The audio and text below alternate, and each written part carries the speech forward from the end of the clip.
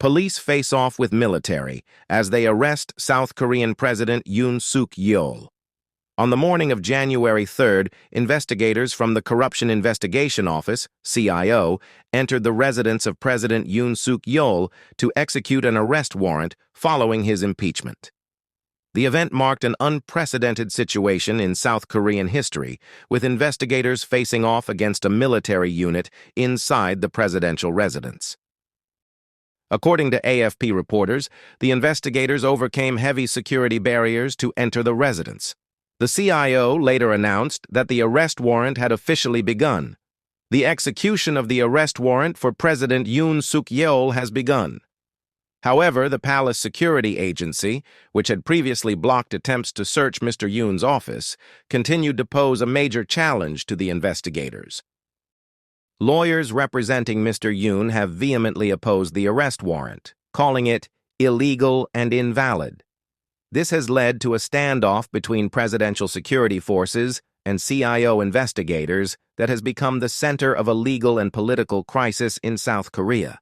Outside the palace, hundreds of Mr. Yoon's supporters gathered to protest the arrest warrant, creating a tense atmosphere. Police were deployed in large numbers to maintain order and prepare to handle possible clashes between protesters and investigators.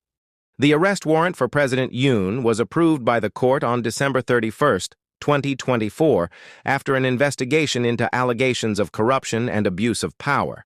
The warrant is valid for 7 days, and if it is unsuccessful in this attempt, the CIO can continue to try to arrest him before it expires next week.